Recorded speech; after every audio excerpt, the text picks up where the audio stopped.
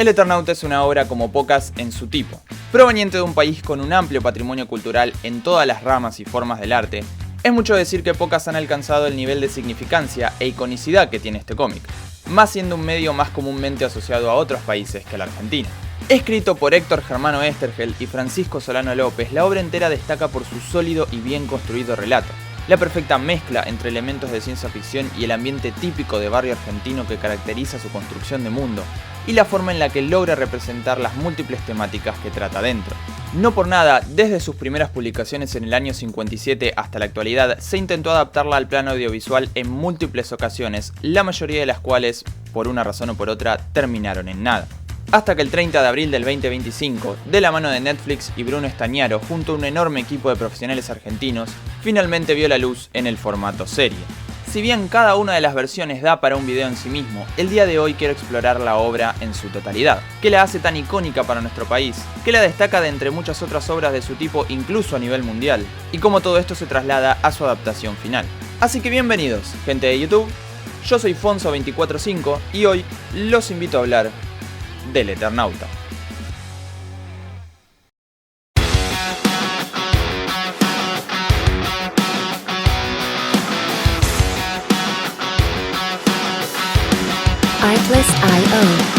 Si hay un aspecto que define al Eternauta dentro de sus múltiples versiones a lo largo del tiempo, eso es su metáfora. Aquel verdadero sentido de la existencia de la obra y cómo este sentido es representado a lo largo de la misma.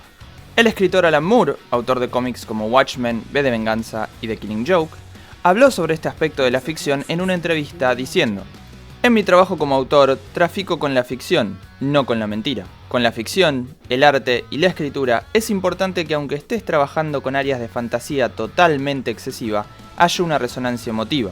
Es importante que una historia suene real en un nivel humano, aunque nunca haya ocurrido".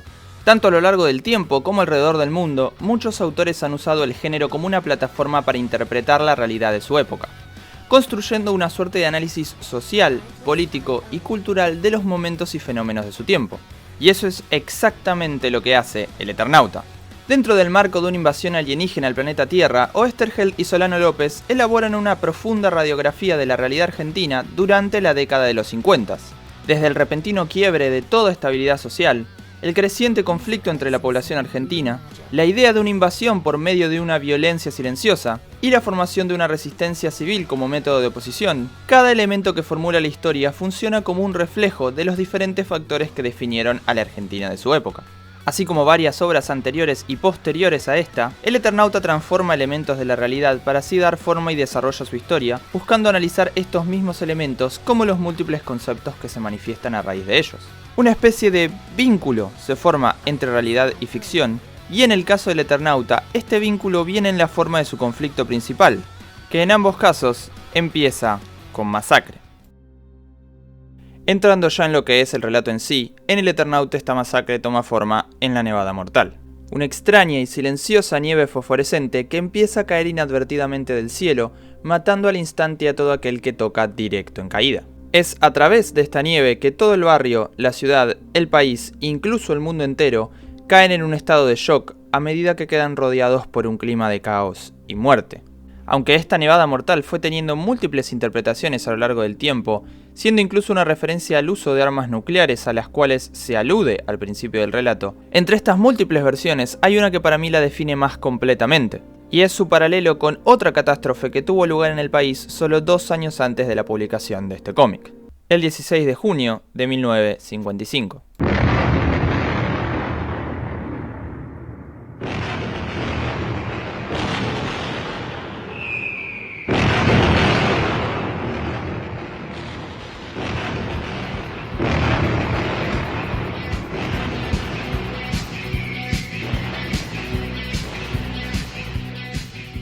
La masacre de Plaza de Mayo fue un ataque masivo que dejó entre 300 y 500 muertos y más de 800 heridos, considerado el primer acto de terrorismo de Estado en el país y la primera vez que se lanzaba un ataque interno de esa magnitud en tiempos de paz. Yendo más allá del daño físico y humano que este ataque causó, este momento fue un punto de quiebre que definitivamente rompió por completo a la sociedad argentina, marcando una dura etapa de violencia interna, instalando un clima general de peligro en cada esquina y polarizando todavía más la división en toda la población alrededor del país. De ahí en adelante todo se fue sumergiendo cada vez más en un estado de caos, miedo e incertidumbre sobre el futuro. Un estado de crisis similar al que atraviesa la historia durante la primera parte del Eternauta. Incluso después de encontrar la forma de sobrevivir a la nieve, la sociedad entera empieza a sucumbir ante el peso de un mundo completamente roto. El miedo y la desesperación empiezan a sacar lo peor de cada uno llevando a decisiones inconvenientes, la duda y la desconfianza se asoman hasta entre amigos de toda la vida, y el otro se convierte en el peor enemigo potencial de uno en la búsqueda por sobrevivir. Este vínculo entre ambas catástrofes se enfatiza todavía más una vez que se descubre que esta nevada mortal es un ataque lanzado por un ejército extraterrestre como parte de un sistemático plan de invasión y exterminio. Y es en ese punto donde la metáfora completa del Eternauta se manifiesta. El enfrentamiento entre una fuerza invasora que ejerce una brutal pero estratégica violencia y la resistencia civil organizada como oposición, algo que en la República Argentina conocemos demasiado bien.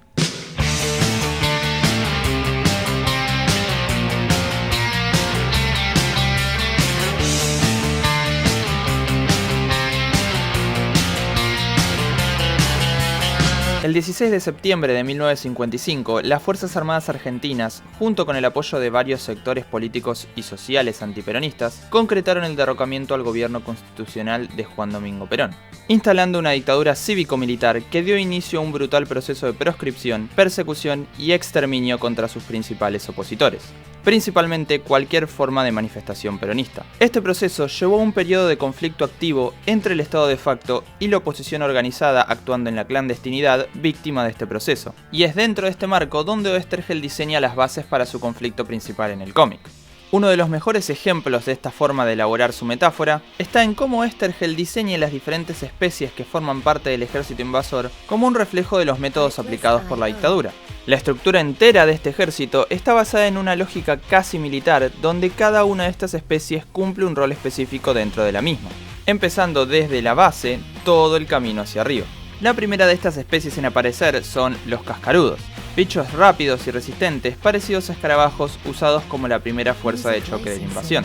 Son los encargados ya sea de capturar o exterminar a cualquiera que haya sobrevivido a la nevada mortal, un método común durante las diferentes ocupaciones militares en el país, incluso posteriores al cómic. Más adelante están los gurbos, bestias gigantes y de naturaleza bruta que arrasan con todo en su camino.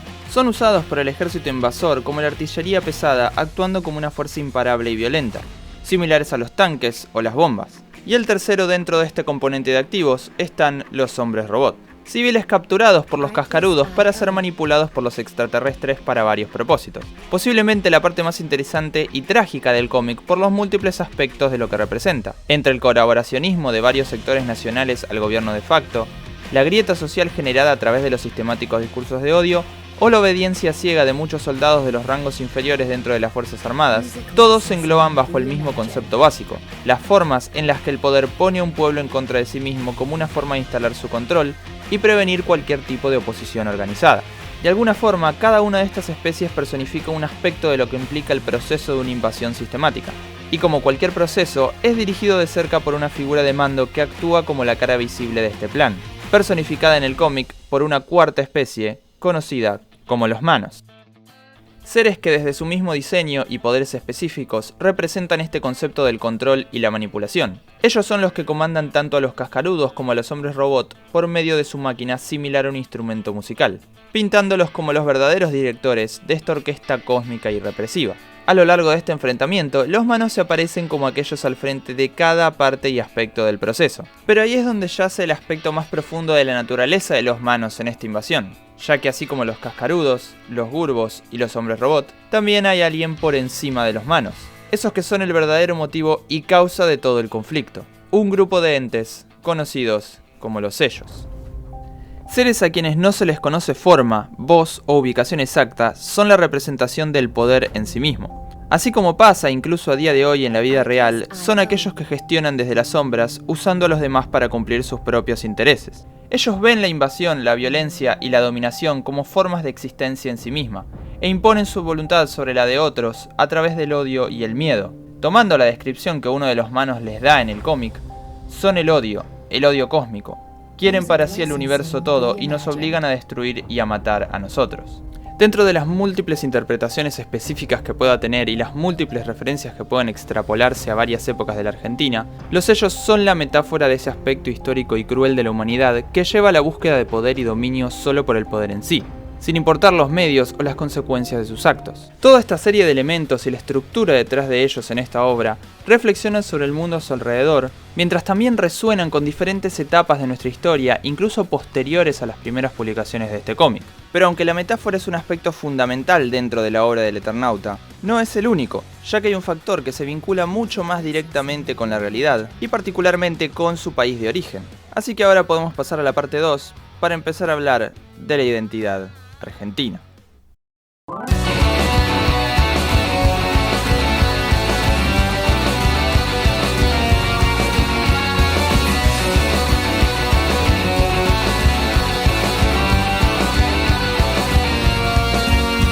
Por fuera de la idea de que el contexto de una obra fuertemente define su desarrollo, algo con lo que personalmente concuerdo, entiendo que analizar la nacionalidad de una historia puede parecer irrelevante. Pero en una cultura acostumbrada a que los extraterrestres invadan mayormente Estados Unidos, el Eternauta destaca por ser absoluta y profundamente argentina. Y no de una forma ultranacionalista exagerada que se esfuerce en la historia, sino más bien de una forma que naturalmente se integra en la trama. Su identidad fluye naturalmente a lo largo del cómic y en más de un solo sentido, empezando por uno de los elementos más básicos en cualquier tipo de relato, que es el escenario.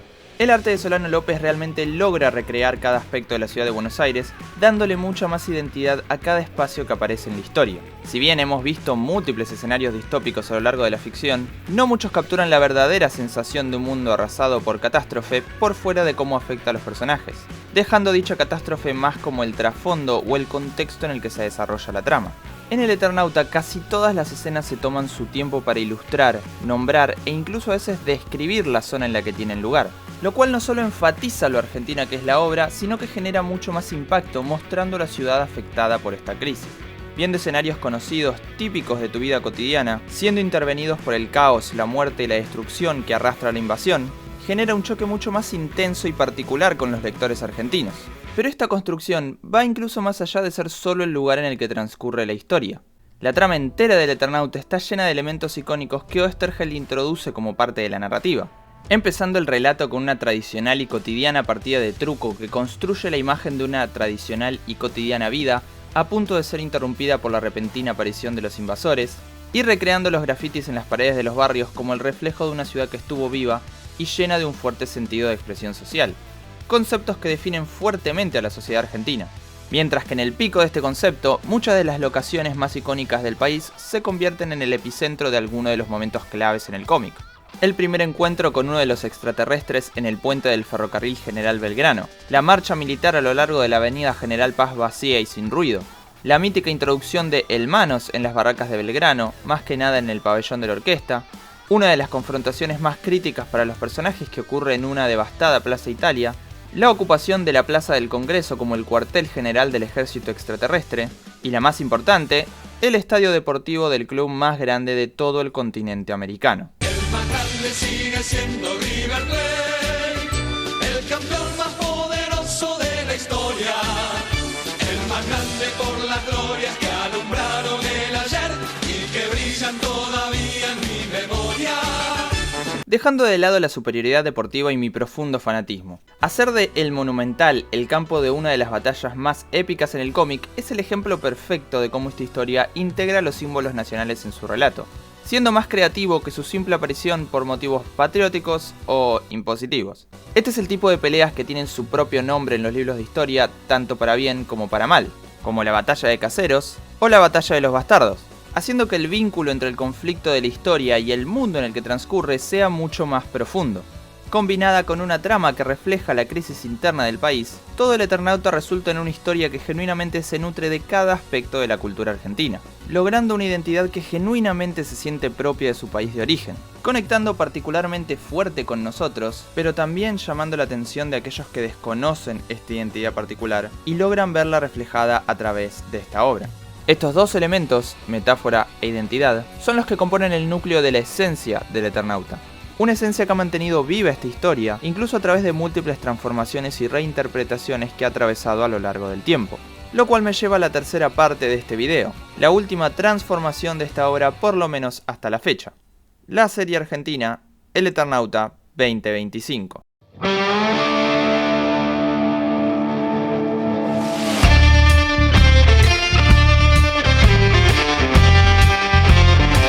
Artlist.io.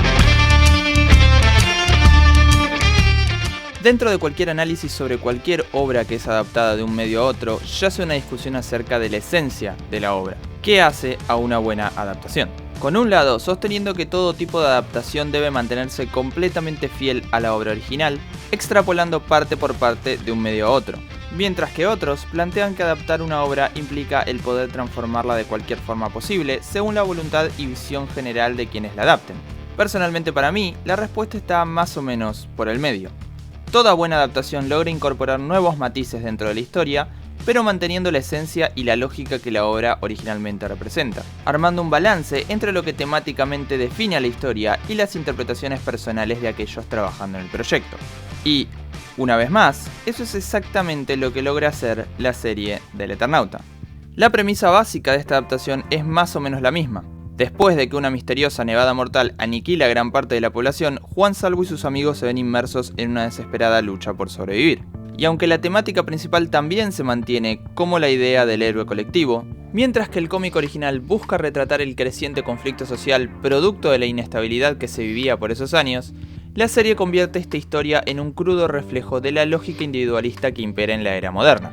Una época que es mayormente definida por un enfoque que prioriza al individuo por sobre el conjunto.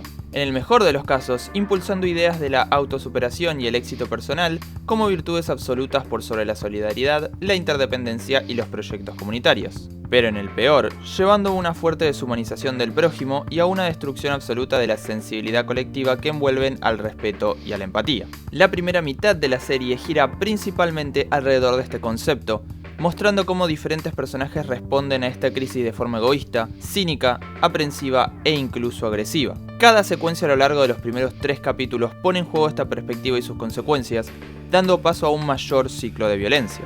El grupo protagonista arranca con una tensión casi constante entre ellos, con cada uno envuelto en sus propios intereses personales y Favali anteponiendo su propio criterio sobre el resto de ellos, tomando decisiones que terminan fragmentando el grupo e incluso la amistad con Juan y Lucas. El grupo del edificio de Clara es un ambiente sumamente hostil hasta con sus propios vecinos, usando la violencia y la intimidación como medios para imponer su propia voluntad sobre otros, sacrificando a cualquiera y rehusando ayudarse mutuamente, aun a quienes los ayudaron primero. La junta de vecinos de Favali arma un plan para trincherar y aislar el barrio compartiendo sus recursos entre ellos, pero tratando a todos fuera como potenciales enemigos más que como posibles aliados, especialmente los de la villa. Mientras que varios otros personajes que se mueven por fuera de estos grupos eligen priorizar su propia supervivencia individual sin importar que signifique afectar la de otros. Este patrón entero de secuencias exhiben cómo esta lógica está tan profundamente integrada en la sociedad que la vemos como una respuesta natural al borde del apocalipsis. Y como incluso en los grupos más consolidados, ya sea amigos, familias o civilizaciones enteras, existe más una especie de necesidad o acuerdo de supervivencia común que la idea de una existencia comunitaria o de construcción colectiva. Y ese es el enfoque que domina durante toda la primera mitad de la serie. Eso es, hasta la llegada del capítulo 4, Credo. Este es el capítulo que empieza a trabajar la verdadera temática de la historia, demostrando cómo, a la par de todo el individualismo agresivo, también existen aquellos que, bajo las mismas crisis, buscan maneras de sobrevivir de una forma más colectiva. Desde el principio, donde Favali decide ir a ayudar a Juan, hasta la secuencia entera de la iglesia donde todos los refugiados trabajan en conjunto para escapar de los cascarudos, marcan el giro que toma la serie en ese sentido. Contrastando el caos y la tensión que deriva del sálvese quien pueda en la ley de la selva, con la fuerza de aquello que se puede lograr entendiendo que nadie se salva solo. Casi como un paralelo al patrón anterior, cada secuencia en esta segunda mitad refleja este nuevo concepto. La escena del shopping en el capítulo 5 es un ejemplo perfecto de cómo esta serie trabaja su propia temática de una forma única en el género. En la mayoría de estas historias apocalípticas, esta secuencia sería uno de los grandes puntos de conflicto para los personajes. Otro obstáculo a superar en el medio de su viaje para testear su voluntad e impulsar su desarrollo. Pero, en el Eternauta, una vez que llegan al lugar y se encuentran cara a cara con el que dirige, sin ningún tipo de tensión climática o disputa, les dice esto. No hay ningún problema, pueden comer lo que quieran, buscar el sitio que quieran, pero los fierros le dejo de los pibes. ¿Vamos? Sí. Está bien. Gracias. Una vez más, esta escena define el mensaje del Eternauta, siendo una alternativa a todo el individualismo que predominaba antes, pero también a la manera en la que el apocalipsis es comúnmente retratado en la ficción. Este concepto alcanza su punto más alto en el último capítulo, con su llegada a Campo de Mayo, donde se forma la base principal de la resistencia en contra de la invasión extraterrestre. Todos dejando de lado sus diferencias, miedos y broncas personales y aportando sus habilidades y profesiones para ayudar en una causa mayor, dándole a la humanidad su primera victoria en esta guerra contra el ejército invasor. La misión que emprenden en el capítulo final es un símbolo del potencial que la humanidad puede lograr cuando dejamos de pensarnos de manera individual, al menos por un tiempo, y apelamos a nuestra naturaleza comunitaria. Otra vez, va más allá de la típica construcción que hay en este tipo de historias, de un grupo específico de personajes formando comunidades aisladas para crear algo nuevo de los restos, dentro de un mundo destruido. Esto es la humanidad entera luchando en contra de la crisis en sí, con el fin de reclamar el mundo y conducirlo nuevamente hacia un mejor camino. Es la idea de esta posibilidad y la confianza de lo que puede lograr lo que representa el héroe colectivo. Y aquel que mejor personifica esta transformación es el personaje de Juan Salvo, también conocido como el Eternauta.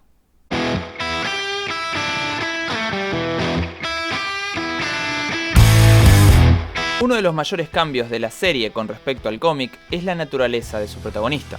A diferencia del Juan Salvo original, que es la representación del ciudadano común luchando contra la opresión, el Juan Salvo de la serie es un personaje profundamente distinto, que aunque sigue siendo un ciudadano común, es uno que carga con el peso de una parte de la historia argentina.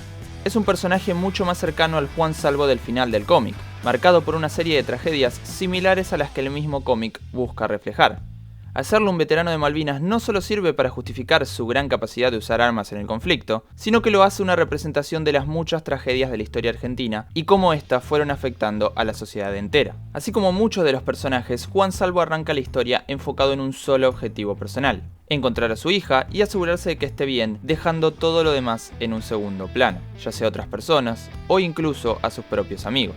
Durante la mayoría de la serie, más que nada en la primera mitad, vemos un personaje más frío y apático, ¿Y el apellido? impulsado por esta lógica individualista y al borde de cometer los mismos actos injustos que lo perjudicaron a él anteriormente. Pero también vemos a un personaje fuertemente torturado por su pasado, aturdido por las visiones que atribuye a su estrés postraumático de la guerra y desesperado por alejarse de todo lo que le recuerde a ese momento de su vida.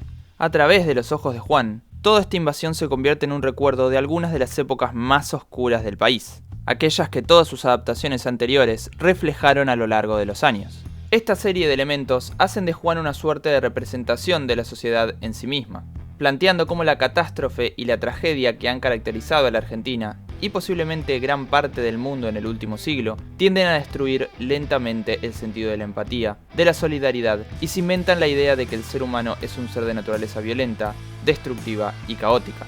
Es por eso que, así como el mundo a su alrededor, Juan tiene que aprender a reconstruirse más allá de sí mismo, usando sus experiencias para esta vez de verdad luchar por una causa mayor, algo a lo que fue forzado en el pasado por la voluntad y beneficio de otros, y enfrentándose a su propia historia para reclamar su propia voluntad.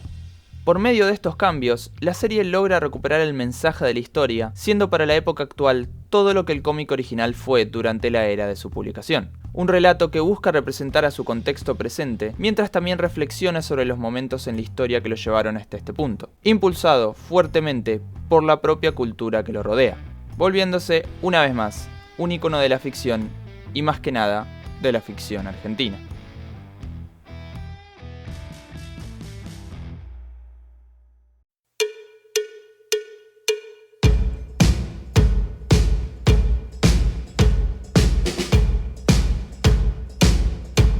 Si bien hay muchas cosas más que se pueden decir tanto del cómic como de la serie, está claro por qué el Eternauta es más que solo otra historia de ciencia ficción y más que solo otra reflexión sociopolítica. Es una obra que fue trascendiendo las épocas y transformándose a sí misma para abordar nuevos matices a medida que el tiempo pasa y la obra evoluciona junto con él. Y aunque la serie no terminó aún de adaptar por completo el cómic, al igual que su primera temporada hizo con su parte, solo podemos esperar para ver de qué forma se va a transformar esta vez a medida que la historia pasa. Por mi parte, recomiendo enfáticamente a quien no la haya visto que lo hagan sin dudar, a quienes sí lo hayan hecho a dejar sus opiniones tanto de la serie como del video en los comentarios, y a todos y todas acá que dejen su like y me sigan en las redes de la descripción para estar atentos a mi contenido. Muchas gracias, gente de YouTube, me despido, hasta la próxima transmisión.